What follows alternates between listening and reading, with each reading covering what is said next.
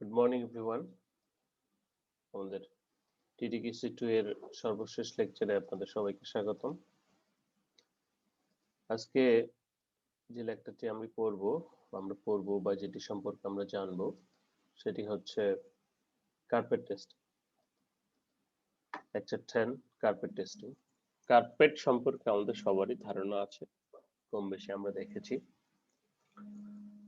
তো এই কার্পেট খুলে আপনারা দেখেছেন কিনা আমি জানি না। তো যাই হোক, আশা করি সবার কম বেশি ধারণা আছে কার্পেট সম্পর্কে, যে এক প্রকার টাফটেড ফেব্রিক, একটা বেসমেন্ট থাকে, সেই বেসমেন্টের উপরে এটি লাগানো থাকে টাফ গুলো। তো সেই বিষয়ে যাচ্ছি না, আজকে আমরা কার্পেট সম্পর্কে আলোচনা করার আগে কার্পেট টেস্টিং সম্পর্কে জানবো, যে কার্পেটের বিভিন্ন প্রকার যে টেস্ট গুলি রয়েছে সেই টেস্ট গুলি সম্পর্কে। চলো শুরু করা যাক। প্রথমে যদি আমরা বলি যে কার্পেটটা কি, এখানে ছবিতে আপনারা নিশ্চয়ই দেখতে পাচ্ছেন এবং সেই দেখার ফলে আপনাদের ধারণাটা নিশ্চয়ই আশা করি মোটামুটি ক্লিয়ার, যাদের কোনো ধারণা ছিল না। So a carpet is a textile floor covering typically consisting of an upper layer of pile attached to a backing. একটা floor covering matter typically consisting upper layer a pile attached to a backing. একটা backing fabric থাকে, সেই backing fabric এর উপরে আপনারা সবাই brush দেখেছেন, তো সেই ব্রাশের মতোই ব্যাকিং ফেব্রিকের উপরে এখানে কি টাফট গুলো লাগানো থাকে ইয়ানের, এটাকে আমরা পাইল বলতেছি। The pile was traditionally made of wool, but since 20th century, synthetic fibers such as polypropylene, nylon, or polyester are often used, as the fiber are less expensive. যেহেতু তখন থেকে সাধারণত এগুলো ব্যবহৃত হচ্ছে than wool. The pile is usually consist of twisted tufts, মানে এটা কি, এই যে ব্রাশের গুচ্ছ, মানে এক প্রকার ফাইবারের গুচ্ছ। ওই যে ব্রাশ বেশি চিবোলে কি হয়, খুলে আসে না, তো খুলে আসলে যেরকমটা দেখায়। And they are typically heat treated, maintain their structure. তো মোটামুটি ট্রিটমেন্ট করে স্ট্রাকচার গুলো ঠিক করা যেন সহজে, এখন ওই যে আর্টিফিশিয়াল ঘাসের ম্যাট পাওয়া যায় না, দেখেছো না, গ্রিন গ্রিন অল, এটা কিন্তু ম্যানমেড ফাইবারের যে এটা টাফট তৈরি করছে তার উল্লেখযোগ্য উদাহরণ। ক্লাসে পরে কথা বলি। ওকে, সো বলা হচ্ছে তাহলে কি, the term carpet is often used to similar context from the rug, but rugs are typically considered to be smaller than the room and attached on the floor. তো যখন এই টাফট গুলো একটু ছোট হয় সেগুলো রাগ নামে পরিচিত। তো যেটাই হোক না কেন, কার্পেটের স্ট্রাকচারটাই এরকম, একটা বেস ফেব্রিকের সাথে উপরে আমাদের কি থাকছে, ফাইবারের টাফট গুলো জড়ানো থাকছে। So carpet are use for variety of purpose including insulating a person feet on the cold little and concrete floor, making a room comfortable as place sit on the floor. আমরা জানি যে ঠান্ডা থেকে রক্ষা করবে, স্লিপারি থেকে রক্ষা করবে, একটা মোর কমফোর্টেবল তৈরি করার জন্য সাধারণত আমরা ইউজ করে থাকি। Reducing the sound from walking, carpet দিলে কিন্তু এই হাঁটার শব্দ হয় না, by and adding decoration to the room. Ultimate decorative এবং ফাংশনাল যেটা সেটা বলবো আমরা, সেটা হচ্ছে স্লিপারে যেন না হয়, শব্দ যেন না শোনা যায়, সেজন্য ফাংশনাল কাজে ইউজ করা হয়, ঠান্ডা যেন না লাগে, আর ডেকোরেটিভ পারপাসে ইউজ করা হয়। Carpenters have many different types of patterns and motif used to decorate the surface, and carpet used in industrial and commercial establishments such as retail store, hotels, and private homes. Today, huge range of carpets and jars are available at the price and the quality levels ranging inexpensive synthetic carpet ইত্যাদি। বিভিন্ন রকম carpet বিভিন্ন ভাবে পাওয়া যাচ্ছে আজকাল বা তৈরি করা হয়। তো উদ্দেশ্যটা যেমনটা ডেকোরেটিভ ঠিক তেমনটা ফাংশনাল। ওকে, আশা করি কার্পেট সম্পর্কে আমাদের প্রাইমারি যে নলেজ সেটি জন্মেছে। এরপরে আমরা কার্পেট থিকনেস সম্পর্কে, এখন কার্পেটের কিছু টেস্ট সম্পর্কে আমাদের জানা দরকার। তো প্রথমেই কার্পেটের টেস্টের দিকে প্রথমে চলে আসতেছে যেটি, সেটি হচ্ছে যে কার্পেট থিকনেস টেস্টিং। কার্পেট কত মোটা না চিকন সেটা কিভাবে নির্ণয় করব? আমাদের কি মনে আছে আমরা যখন ফেব্রিক থিকনেস টেস্টিং করেছিলাম তখন শিলি থিকনেস টেস্টার ইউজ করেছিলাম। হুম, তো এখানেও কার্পেট টেস্টিং এর ক্ষেত্রে আমরা একটু ভিন্ন, অর্থাৎ কার্পেটটা টেস্ট করতে পারবো, সমস্যা নাই, কিন্তু যেহেতু এটার পাইল রয়েছে ফেব্রিকের উপর, তো এই ঘাসের মতো এই পাইল গুলো একটু ঝামেলা করবে, কারণ আমরা যখন নরম ঘাসে পা দেই ঘাসগুলো নিচের দিকে দেবে যায়, আবার যখন পাটাকে উঠিয়ে ফেলি তখন ঘাসগুলো উপরের দিকে উঠে যায়, যার ফলে তো কার্পেটের ক্ষেত্রেও ঠিক সেরকমটাই, যে অ্যাকচুয়াল যে ইয়েটা অর্থাৎ থিকনেসটা সেটা একটু মেজার করাটা difficult. So Anderson and Clay system বলা হচ্ছে যে thickness is estimated by eye similar to the measurement instrument at low pressure, and by measuring the thickness increasing and decreasing the pressure range extended from human foot and pressure in order of 0 থেকে 12 pound. দেখো আমরা যখন পা দিয়ে দাঁড়াবো তখন আমাদের পায়ের প্রেসারের কারণে আমাদের যে কার্পেটের উপরের যে পাইলগুলি রয়েছে সেগুলো নিচের দিকে নেমে যাবে। তো এইসব বিবেচনা করে যে সিলি থিকনেস ইউজ করা হয় সেখানে মোটামুটি প্রেসার 0 থেকে 12 পাউন্ড পর্যন্ত ইনশিওর করা হয়, normally being encountered, and we can obtain a measure the behavior of carpets to the imparted loads. Essentially, the determination of fabric thickness consists the precise measurement of the distance between two plain parallel plates when they are separated by cloth. A non-attributive pressure between the plates are being applied and maintained. So এখানে আমরা নরমালের মতোই বরাবরের মতোই কি করব যে আমাদের যে ফেব্রিকটা কার্পেটটা আছে সেখানে দুই প্লেটের মাঝখানে দিব। So it is converted to regard one of the two plates and pressure foot and the other is the anvil. We know about the anvil. And the Sealy thickness tester has two parallel plates, and the upper plate serves as a collar and support for the additional load and pressure, and the dial gauge is graduated in the mimin which indicate the thickness of the carpet. এইখানে আমরা মিমি দেখতে পাবো, কত মিমি আমরা জানি, কিন্তু ফেব্রিকের সাথে এটা ডিফারেন্টটা কোথায়? ফেব্রিকের সাথে এটা ডিফারেন্টটা হচ্ছে যে ফেব্রিকের কিন্তু দেবে যায় না, এটার কিন্তু দেবে যাবে, অর্থাৎ নিচের দিকে ডাউনওয়ার্ড হবে, আবার রিলিজ করলে আপওয়ার্ড হবে, অর্থাৎ ওই যে ঘাসে পাড়া দিলে নিচের দিকে চলে যাবে, আবার পাড়া উপর থেকে যদি প্রেসার ছেড়ে দিই তাহলে উপরের দিকে চলে যাবে। টেস্টিং অ্যাটমসফিয়ার আমাদের যে স্ট্যান্ডার্ড অ্যাটমসফিয়ার সেটা তো আছেই, 29 ডিগ্রি সেন্টিগ্রেড। প্রসিডিউর কিভাবে করব? At first we'll take our sample carpet and cuts into knife. Okay, place the carpet on the lower plate and bring down the upper plate. Okay, sample machine দিলাম। Load the dead weight on the collar, উপরের মাথায় dead weight চাপালাম, এই যে মাথায় dead weight চাপালাম, and take reading from the dial gauge নিলাম। Now add the additional weight after another and collar increase the weight. এখন ঘটনাটা হলো আমাদের মেশিনে যেহেতু দেবে যায় নিচের দিকে, তো আমরা কি করছি এখানে একটা সার্টেন বললাম না 0 থেকে 12 পর্যন্ত দেওয়া হয়, তাহলে 1 থেকে মনে করে দেওয়া শুরু হলো, এটা একটা কার্পেটের উপর জো লোয়ার জো রয়েছে, তো উপর জো এবং লোয়ার জো থাকার কারণে তখন কি করা হচ্ছে, উপর জোয়ে প্রেসার দেওয়া হচ্ছে, মনে করো 1 পাউন্ড, এটা একটা রিডিং নেওয়া হলো 2 পাউন্ড, একটা রিডিং নেওয়া হলো 3 পাউন্ড, একটা রিডিং নেওয়া হলো 4 পাউন্ড, উপরের প্রেসার লোড কিন্তু আস্তে আস্তে বাড়ানো হচ্ছে, আস্তে আস্তে বাড়ানো হলে কি হবে, ফেব্রিকটা দেবে যাবে, তাই না? সর্বোচ্চ তখন আমরা 12 পাউন্ড পর্যন্ত দিচ্ছি, এন্ড টেক ধরে নেওয়া হয় এই 12 পাউন্ড হচ্ছে একটা পায়ে মানুষের, পূর্ণবয়স্ক মানুষের পায়ের pressure, and from the dial gauge বলা হচ্ছে and take reading from the dial gauge. ওকে নিব, after taking the last reading and we will wait 5 minutes for the action of weights on the carpet, একটা দেওয়ার পর মোটামুটি আমরা দাঁড়াবো, and we will again unload the weights from the collar one by one by taking the reading of the thickness. তো একই ভাবে আমরা কি করছি, এখানে যদি এটা যদি দণ্ড হয়ে থাকে, এখানে যদি একটা করে ওজন দিয়ে থাকি, তো যখন আবার এটাকে উল্টো ভাবে রিলিজ করব, কিরকম করে, একটা করে খুলে নিব, আবার 5 মিনিট দাঁড়াবো, রিডিং নিব, খুলে নিব, আবার 5 মিনিট দাঁড়াবো, রিডিং নিব, তাহলে কি যখন প্রেসার দিচ্ছি তখন আমার যে টাফট গুলি আছে নিচের দিকে যাচ্ছে, যখন প্রেসার রিলিজ করছি আমার যে টাফট গুলি আছে, ফাইবার টাফট গুলি, সেগুলো সোজা হয়ে উপরের দিকে যাচ্ছে। So from beginning the thickness and the last thickness of the carpet compression, we will find out the compression, carpet and recovery percentage.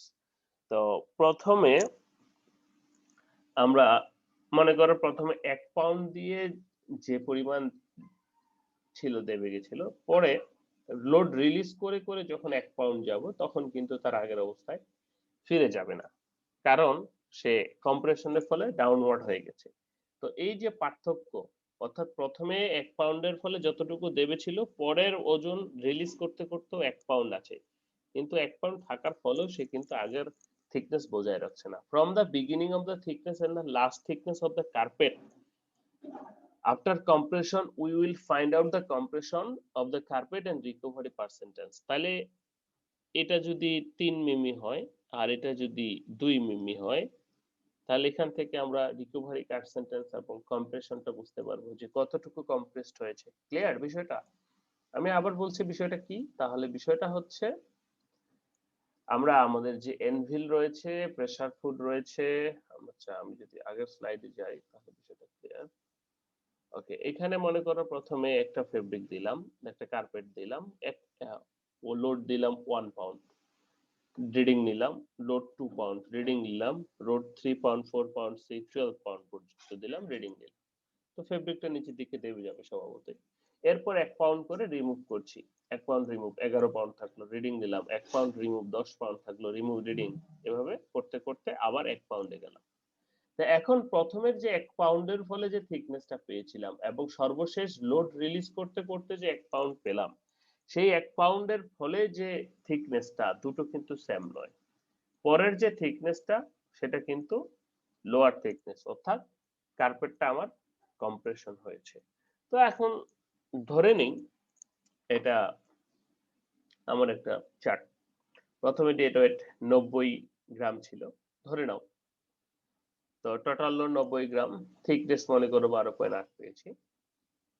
তারপরে হচ্ছে যে তারপর ওজন 200, কারণ 90 সাথে কিন্তু যোগ হচ্ছে। তাহলে 90 সাথে যদি যোগ হয় 110 গ্রাম যোগ করছি বা 200 গ্রাম যোগ করলাম, তাহলে টোটাল ওয়েট 290 হলো। 300 গ্রাম পরে যোগ করলাম, টোটাল ওয়েট। এভাবে যোগ করতে করতে করতে করতে 1000 পর্যন্ত ধরে নিলাম গেলাম। 1000 এ দেখা গেল আমার থিকনেসটা প্রথমে 12.8 ছিল, 12.7, 12.6, 12.5, 12.4, 12.3। সর্বোচ্চ বেশি ওজন দিলে কি হবে? থিকনেসটা নিচের দিকে কমে যাবে, ভেরি সিম্পল। এরপর উল্টো, তাহলে এবার কমানো শুরু করব। প্রথমে 1000 কমাবো, তখন 12.2, আবার 1000 কমাবো, অর্থাৎ তখন 1220 আসবে, 12.3, 1090, 12.4, 590, 12.5, 290, 12.5, 90, উল্টো দিক থেকে 90, তখন আসবে 12.5। এই যে দেখো এখানে কি হলো, 12.8 ছিল আমার প্রথমে সেম ওজনে, রিমুভ করতে করতে 12.5 সেম ওজনে।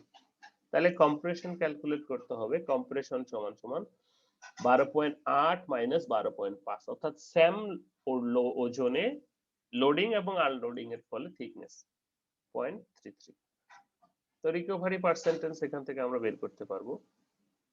রিকভারি পার্সেন্টেজ যদি 100 থেকে বের করি, তাহলে পুরোটাকে যদি 100 ধরি, তাহলে এখান থেকে বের করা যাচ্ছে যে কম্প্রেশন অফ কার্পেট 0.3 মিমি এন্ড রিকভারি 2.4 মিমি। 2.4 কে তোমরা ইয়ে করো, 2.4 কে 100 এ প্রকাশ করো, তাহলে কত আসে?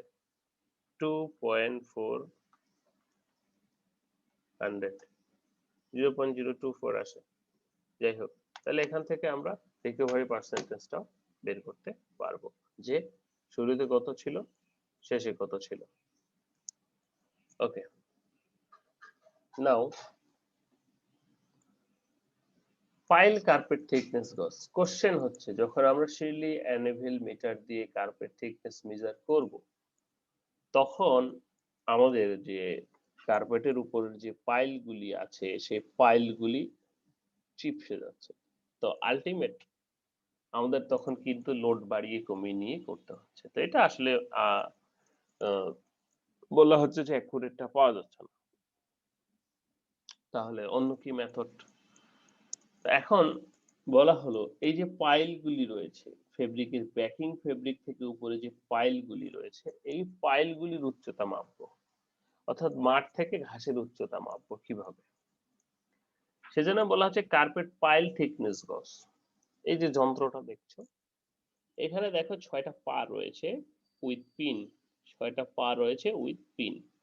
তাহলে এই 6টা পা পিন সহ যখন রয়েছে এবং মাঝখানে একটা ফ্লোটিং ডিভাইস রয়েছে, তো তো এই যন্ত্রটাকে যখন কার্পেটের উপর বসিয়ে দেওয়া হবে তখন এই যে পিনগুলা, এই পিনগুলা কিন্তু বেকিং ফেব্রিকে এসে লেগে যাবে, বেকিং ফেব্রিকে এসে লেগে যাবে। কিন্তু এখানে যে ফ্লোটিং ডিভাইসটা আছে, এই ফ্লোটিং ডিভাইসটা জাস্ট এটার উপরে পড়ে যাবে, কার্পেটের উপরে যে পাইলগুলি রয়েছে সেগুলোর উপরে পড়ে আসবে। তাহলে এই যে ফ্লোটিং ডিভাইসটা এবং এই যে এর প্রান্তটা বেকিং যে ক্লথের উপরে যে পিনের ডিসটেন্সটা, সেই দুই ডিসটেন্সটাই এখানে শো করবে। তাহলে এরকমটা যদি হয়, এখান থেকে এখানে এটা উপরে ফ্লোটিং ডিভাইস দিয়ে মাপা হচ্ছে এবং এটা যে পিন সেটা দিয়ে মাপা হচ্ছে, তাহলে দুই ডিসটেন্সের পার্থক্যটাই হচ্ছে কি আমার পাইলের ডিসটেন্স। ওকে, বলা হচ্ছে the gauze is positioned on the carpet and 6 loaded needles penetrate on the pile until they make contact with the denser baking. একবারে বেকিং পর্যন্ত পৌঁছে যাবে। Then the pile surface is located on the flat probe and the pile thickness can be then read directly from the digital gauge. যে এই যে floating যে probe আছে এটা কি করছে, দুই ডিসটেন্স দেখাচ্ছে এবং এখান থেকে পাওয়া যাচ্ছে। সো যে compactly enables logging of thickness measurement online different data and statistical analysis করেও কিন্তু আমরা পেতে পারি। তো সবচেয়ে যেটি হচ্ছে যে পাইল কার্পেট থিকনেস গজের মাধ্যমে আমরা যে ফেব্রিকের যে পাইলগুলি রয়েছে বা সেই টাক্টগুলি রয়েছে সেটার উচ্চতাটা মাপতে পারি। তাহলে খুবই সিম্পল, কি হচ্ছে এই পিনগুলো ফেব্রিকের উপর বসিয়ে দিচ্ছি এবং এটা উপরে ফ্লোটিং থাকছে, তাহলে এটা যত নিচে বা উপরে এটা মুভ করবে, এই দুই পার্থক্য থেকে। এরপরে আসি আমরা ডিউরেবিলিটি অফ কার্পেটস, বা একটা কার্পেটস কতদিন টিকবে। এটা তো গেল থিকনেস গেল প্রথমে, তারপর হচ্ছে যে আমাদের যে পাইল গুলি রয়েছে সেগুলোর থিকনেস গেল। এরপরে আমরা যদি চলে আসি ডিউরেবিলিটি অফ কার্পেটস, কার্পেট কতদিন লাস্টিং করবে বা কতদিন চলবে সেটাকে আমরা বলতেছি durability. How long A carpet will be used, okay, durability of the carpet. It is very difficult to answer how long carpet will be last. Durability carpet depends on its use, loading and on it, and surely on its quality. Definitely. কি দিয়ে বানাচ্ছি, কিভাবে বানাচ্ছি। So carpet testing instruments have been designed and used in comparative evaluation of carpets in laboratory test and computational laboratory. Okay, কি তাহলে test করব আমরা, চলো দেখা যাক। আমাদের একটা মেশিনের নাম এখানে আমরা দেখতে পাচ্ছি, the tetrapod walker carpet tester. এই টেট্রাপড ওয়ালকার কার্পেট টেস্টারের মাধ্যমে, টেট্রা কেন বলা হচ্ছে, যে এখানে চারটা লেগের মতো আছে, এরকম চারটা লেগের মতো আছে, টেট্রাপড ওয়ালকার কার্পেট টেস্টার। ওকে, দেখাচ্ছি আমি। This instrument is the comprehensive carpet testing machine which can be carpet sample for durability test করা যাবে, অ্যাপিয়ারেন্স রিটেনশন টেস্ট করা যাবে, সয়েল রেজিস্ট্যান্স টেস্ট করা যাবে, রেজিলেন্সি টেস্ট করা যাবে। রেজিলেন্সিটা কি, ওই যে বললাম তুমি ঘাসের উপর পাড়া দিলে তারপর পা সরিয়ে নিলে ঘাস তার আগের অবস্থায় ফিরে যাওয়ার যে প্রবণতা, সেটাকে আমরা রেজিলেন্সি বলছি। তো ঠিক সেভাবে পাইল ফেব্রিকের ক্ষেত্রে। ওকে, মেশিন ডিসক্রিপশন একটু আসি। পাশের চিত্রে তোমরা নিশ্চয়ই দেখতে পাচ্ছ, এটা হচ্ছে টেট্রাপড ওয়ালকার দিস, অর্থাৎ চারটা মাথা দেখতে পাচ্ছ। এরকম একটা ড্রাম থাকে ডিভাইস, সেই ড্রামের ভিতরে যে ফেব্রিকটাকে লাগানো হয়েছে এবং এই টেট্রাপডটা দেওয়া হয়েছে। এখন এই মেশিনটাকে রান করলে রাউন্ড অংশটা ঘোরা শুরু করবে। তো রাউন্ড অংশটা যদি ঘোরা শুরু করে, টেট্রাপডটার জড়তার কারণে কি হবে, এই যে ফেব্রিক সারফেস রয়েছে সেই ফেব্রিক সারফেসে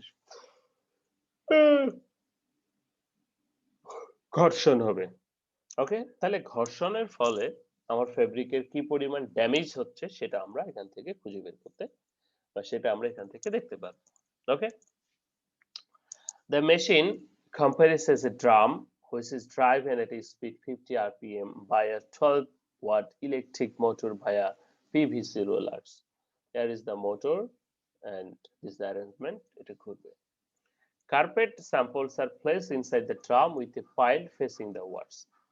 এটা কার্পেট গুলো দিব এবং যে ফেস সাইড গুলো ভিতরের দিকে দিব। Then the tetrapod made a cast iron with 4 legs. তো চারটা টেট্রাপড কেন নামকরণ করা হয়েছে নিশ্চয়ই বুঝতে পারছি আমরা, যে চারটা ইয়ে রয়েছে তার, পা রয়েছে। তো এই টেট্রাপডটা সাধারণত তৈরি করা হয় কিসের? কাস্ট আয়রনের, একটু খসখসে। কাস্ট আয়রনটা কি? আমরা যে টিউবওয়েলের লোহা, যেটা টিউবওয়েলের লোহা বা কড়াই, সেটা হচ্ছে কাস্ট আয়রন। এরকম ৪ টা লেগ সম্পন্ন খসখসে। It is placed inside the drum with the carpet. এভাবে প্লেসড করা হয়। When the drum is rotated, the tetrapod falls on each of its sample and with heavy beating, the rubbing action simultaneous with actual action of walking. তো ধরে নেওয়া হয় তাহলে যখন এটা ঘুরতেছে তখন এটার তো ওজন আছে টেট্রাপডে। এই ওজনের কারণে এবং রাফ সারফেসের কারণে এটার সাথে এই ফেব্রিক সারফেসের কি হয়? কার্পেট সারফেসের বিটিং হয়। যেটাকে আমরা ওয়াকিং অ্যাকশনের সাথে ধরে নিতে পারি বা সিমিলার চিন্তা করি। A counter is fitted into the machine and register the number of revolution. এখান থেকে দেখাবে ডিসপ্লেতে কতবার রেভলিউশন হলো, কতবার ঘুরলো। The counter can also be set switch of the motor required number of revolution set করা যাবে। তাহলে কি হলো? কিছুই না। একটা ড্রাম রয়েছে, সেই ড্রামটা 50 আরপিএম এ ঘুরতে পারে। সেখানে আমরা কার্পেটটা সেট করে এবং টেট্রাপডটা ভিতরে দিয়ে এটাকে ঘুরাবো। নাম্বার অফ রেভলিউশন আমরা কাউন্ট করব যে কতবার সে ঘুরতে পারছে এবং সেই ঘোরার ফলে তার কি পরিমাণ ক্ষতিগ্রস্ত হচ্ছে। তাহলে এখন আসি আমরা ফাংশন অর্থাৎ কিভাবে কাজ করে আমরা জেনেছি। ডিউরেবিলিটি টেস্ট কিভাবে টেস্ট করব? বলা হচ্ছে the durability test investigate the length of life of carpet before backing becomes visible due to the tuft losses. তো একটা সময় যখন ঘুরতেই থাকবে তখন দেখা যাবে কি টেট্রাপডের অ্যাকশনের ফলে আমার কার্পেট থেকে পাইলগুলো খুলে আসতেছে। A step can be fitted back carpet of the inside face drum to accelerate the water. The light and medium carpets would be the expected at least 1,75,000 revolution and heavier 5,00,000 revolution backing become visible. Backing become visible টা কিরকম বোঝাচ্ছে? যে এই যে ওই যে গ্রাম বাংলায় দেখোনি মহিষ বা গরু তাদের যে উপরে লোম আছে, লোম উঠে গিয়ে একবারে চামড়া দেখা যায়। হ্যাঁ? তো ঠিক সেরকম যখন কার্পেটের এগুলো উঠে যাবে, পাইল গুলো উঠে গিয়ে ব্যাকিং ফেব্রিকটা দেখা যাবে তখন সেটাকে বলা হচ্ছে ব্যাকিং বিকাম ভিজিবল। এই ব্যাকিং বিকাম ভিজিবল হওয়া পর্যন্ত আমরা রেভলিউশন দিব এবং অবজার্ভ করব যে কোন কার্পেটটা কত রেভলিউশনে একই কন্ডিশনে এই ব্যাকিং বিকাম ভিজিবল হচ্ছে, অর্থাৎ যে ব্যাকিং ফেব্রিকটা সেটা ভিজিবল হচ্ছে, দেখা যাচ্ছে। তাহলে সেটা গেল ডিউরেবিলিটি টেস্ট। তাহলে নাম্বার অফ রেভলিউশন যত বেশি হবে সেই ফেব্রিকের কোয়ালিটি, সেই কার্পেটের কোয়ালিটি তত ভালো হবে, তাই না? ওকে, এরপরে আসি appearance and texture retention. Appearance and টেক্সচারটাও আমরা দেখবো যে এই যে টেট্রাপটের আঘাতের ফলে কার্পেটের অ্যাপিয়ারেন্সটা কিরকম চেঞ্জ হয়েছে। These properties are tested in similar manner to the durability test but step in removed from the drum. The carpet sample is subjected to the backing and rubbing action in tetrapod for the sufficient time being about substantial change in appearance, which in case of low density carpet would be low density কার্পেটের মধ্যে সাধারণত 25,000 and where it can be 2 lakh পর্যন্ত হতে পারে high density pile. তো in dam condition যদি ভেজা থাকে সেটা at least carried out exactly the same on dry appearance retention and takes us with the ball drum cotton is wool is placed and the drum tetrapod and the drum is rotated. ওকে, তো ভেজা থাকলেও একইভাবে করবো আমরা। ভেজা থাকলে সাধারণত তাড়াতাড়ি ছিঁড়ে যায়। অ্যাপিয়ারেন্সটা কি? অ্যাপিয়ারেন্সটা হচ্ছে যে যেমন ডিউরেবিলিটি টেস্টটা আমরা দেখছি যতক্ষণ পর্যন্ত ছিঁড়ে না যাচ্ছে বা ব্যাকিং ফেব্রিকটা দেখা না যাচ্ছে, অ্যাপিয়ারেন্সটার ক্ষেত্রে সেটা বিভিন্ন হতে পারে যে 2000 রেভলিউশনের ফলে কি পরিমাণ ড্যামেজ হলো আমার সারফেসটার। অ্যাপিয়ারেন্স জাস্ট উপর থেকে দেখবো 2000, 20,000, 40,000, 1 লাখ, 2 লাখ রেভলিউশনের ফলে কি পরিমাণ চেঞ্জ আসলো আমার ফেব্রিকটাতে, ফেব্রিক অ্যাপিয়ারেন্সে, সেটা আমরা দেখবো। ওকে, নাও সয়েলিং টেস্ট। সয়েলিং টেস্ট মানে হচ্ছে কি পরিমাণ ময়লা হবে। তো আমরা যখন তো যেই ফেব্রিকটা যত বেশি সয়েল রেজিস্ট্যান্স বা সয়েল রিটার্ডেন্ট তাহলে সেটা কম ময়লা হবে। তো আমরা কি করব? আমাদের যে টেট্রাপড রয়েছে সেই টেট্রাপডের সাথেই একটু মাটি বা একটু সয়েল দিয়ে দিব এবং সেটা একই সাথে রেভলিউশন হবে এবং রেভলিউশন হওয়ার পরে দেখব যে কোন কার্পেটে কতটুকু মাটি লেগে যাচ্ছে। বলা হচ্ছে to the test carpet sample for soil resistance of measured amount of artificial soil placed in a drum with a tetrapod and drum is rotated 10,000 revolution. The carpet is then removed and examined for the degree of soiling. As the test is evaluated visually and most cases sample should be compared with the high quality sample বা স্ট্যান্ডার্ডের সাথে আমরা আমাদের যে র sample আছে সেটার সাথে compare করব যে কি পরিমাণ মাটি বা ময়লা লেগেছে। ওকে, this is swelling test. Resiliency test. A carpet resilience is measured by the dimensional chance.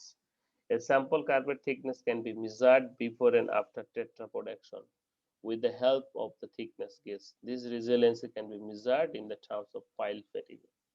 তাহলে আমরা কিভাবে মাপতে পারি? প্রথমে এটা একটা কার্পেট, এটা থিকনেস মাপলাম, এরপরে সেটাকে টেট্রাপড অ্যাকশনের পরে আবার সেটা থিকনেস মাপলাম। তাহলে দুই থিকনেসের যে পার্থক্য পরের বার অবশ্যই কম হবে, সেটাই হচ্ছে রেজিলিয়েন্সি। অর্থাৎ আগে মনে করো 3 মিমি ছিল, 3 মিমি ছিল, তাহলে পরে টেট্রাপডের অ্যাকশনের ফলে কতটুকু হলো? তো 2.9 মিমিও হতে পারে। ওকে, রেজিলিয়েন্সি টেস্ট, 4টা টেস্ট গেল। তো এখন কথা হলো যে এটা গেল টেট্রাপডের মাধ্যমে। তো এখন কিন্তু ম্যানুয়াল ডিউরেবিলিটি টেস্টও করা হয়ে থাকে। মনে করো তোমার এলাকায় যে ট্রাফিক রয়েছে সেটাকে 3টে ভাগে আমরা ভাগ করেছি, light traffic, normal traffic, heavy traffic. মানে সেখান দিয়ে প্রচুর লোকজন হাঁটাহাঁটি করে। তো এখন manual durability test of carpet যদি আমরা এরকমটা করি, নিজেরাই হাঁটি কার্পেটের উপর, তাহলে কি হবে? বলা হচ্ছে যে দ্য মোস্ট অ্যাকুরেট, সেটাই তো হওয়া উচিত তাই না, যে হাঁটার ফলে যেটা সরাসরি হাঁটার ফলে হবে। The most accurate and reliable measure of কার্পেটের durability test under actual foot traffic using the industry accepted 20,000 step contract walker test retention carpet style. মানে হচ্ছে যে মনে করো এই যে দেখতে পাচ্ছ এখানে ছবিতে, এভাবে কার্পেট গুলোকে বিছিয়ে দেওয়া হয়, আমাদের কন্ট্রাক্ট ওয়ালকার আছে যারা হাঁটে, তো মোটামুটি 20,000 স্টেপ ইন্ডাস্ট্রিরা হাঁটায়, হাঁটার পর সেটার যে কি পরিবর্তন হয় সেই পরিবর্তনগুলো চেক করা হয়, সরাসরি হাঁটাবো। ঠিক আছে, সেজন্য সেটাকে বলা হচ্ছে যে ম্যানুয়াল ডিউরেবিলিটি টেস্ট আছে। এটা হতে পারে তোমার যে ইয়ে রয়েছে, কন্ট্রাক্ট হাঁটবে যারা, তোমার কন্ট্রাক্ট নিবে কার্পেটের উপর, তাদেরকে দিয়েও করানো যেতে পারে, অথবা তোমার এলাকায় যে ট্রাফিক রয়েছে, অর্থাৎ যেখানে বেশি ট্রাফিক বা যেমন নিউ মার্কেটের সিঁড়িতে যদি তুমি দাও তাহলে কি অবস্থা হবে? সবাই হাঁটবে। তো এরকম জায়গায় সাধারণত এগুলি রাখা হয়, আমার যে কার্পেট গুলি রয়েছে সেই কার্পেট গুলি রাখা হয়, কার্পেট গুলি রেখে তারপরে সেটার উপর হাঁটা হয়। তো ধরে নেওয়া হয় 20,000, মনে করো এই ঘনত্ব নিউ মার্কেটে 2 দিন হাঁটলেই তো 20,000 হয়ে যাবে। ঠিক আছে, এরকম করে একটা অ্যাজাম্পশন করে রাখা হয় এবং তারপর 2 দিন পর গিয়ে কার্পেট গুলো নিয়ে এসে সেগুলোকে টেস্ট করা হয়। তো এর চেয়ে বেশি সুদিং হচ্ছে যে যদি আমরা কার্পেট ওয়ালকার কন্ট্রাক্ট করি, তারা হাঁটবে 20,000 40,000 হেঁটে আমার ফেব্রিকের কার্পেটের যে চেঞ্জ আসবে।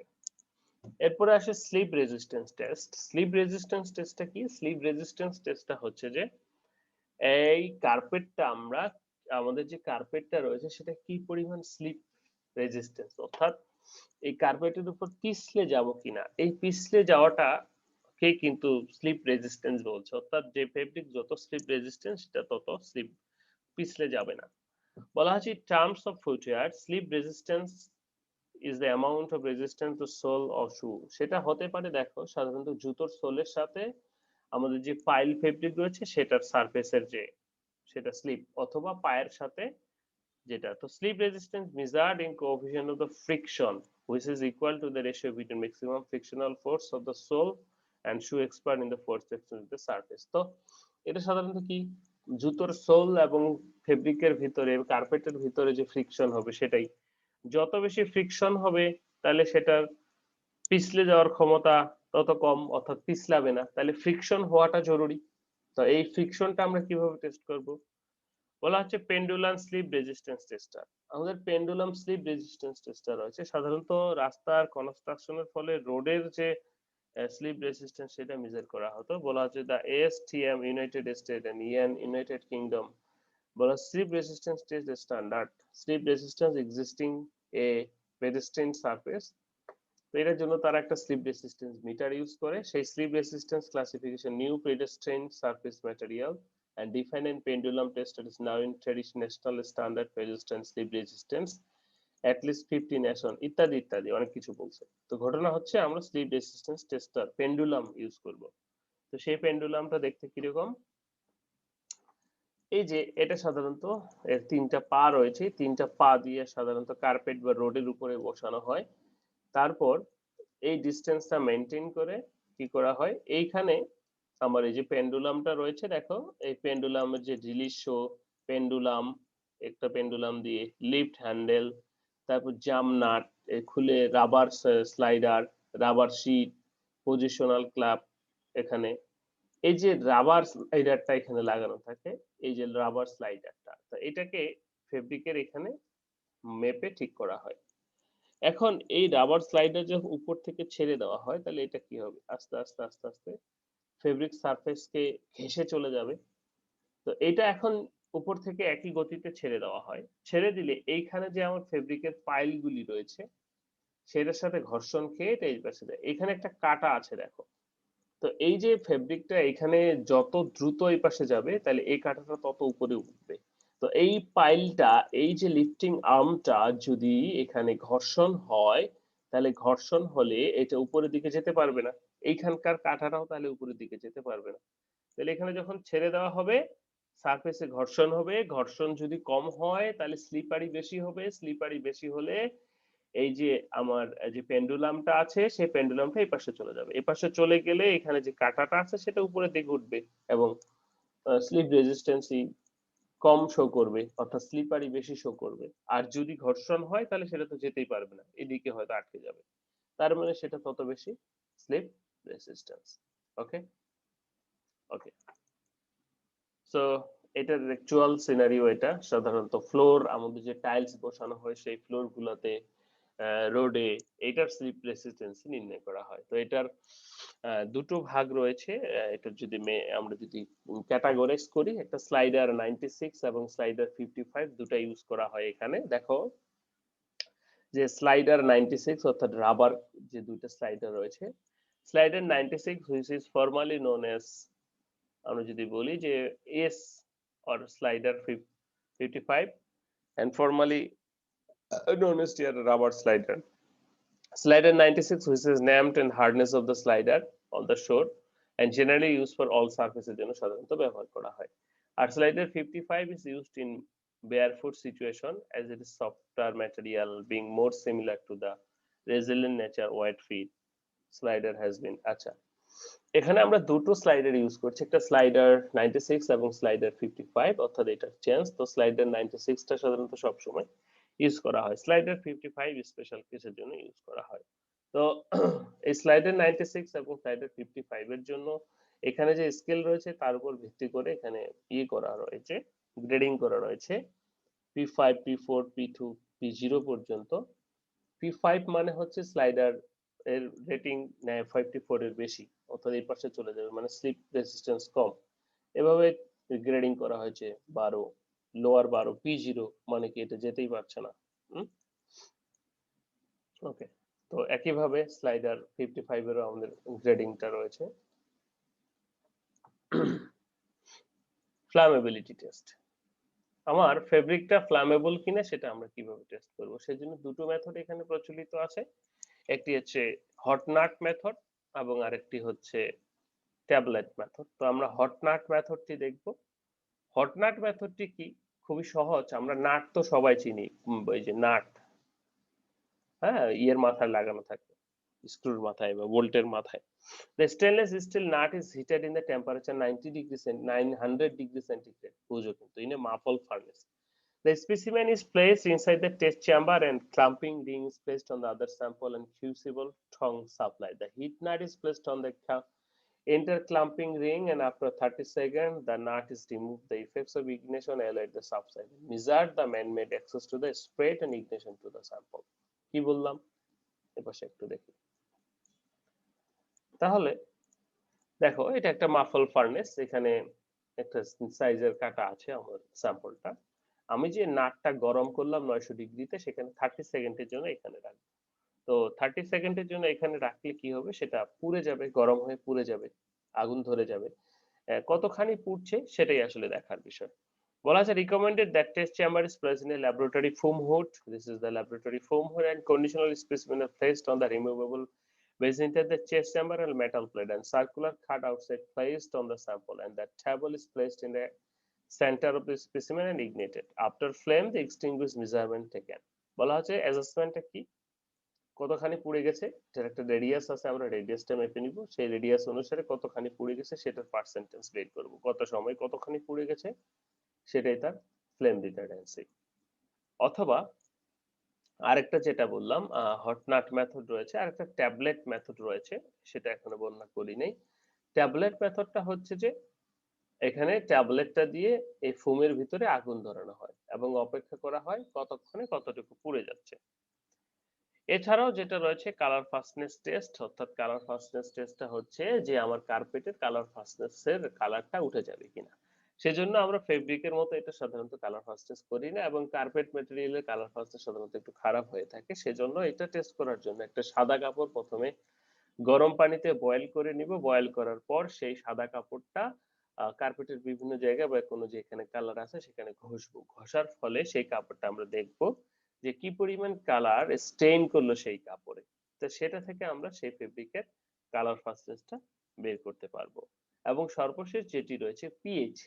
কোন একটা কার্পেটের পিএইচ বা ফেব্রিকের পিএইচ আমরা যেভাবে নির্ণয় করি সেভাবেই পারবো, বা কোন একটা কার্পেটের পোরশনে পানি দিয়ে সেখানে পিএইচ স্ট্রিপটা ধরলে সেখানকার যে পিএইচটা সেটা সে দেখাবে। তো এর চেয়ে যেটা বেটার হয় যে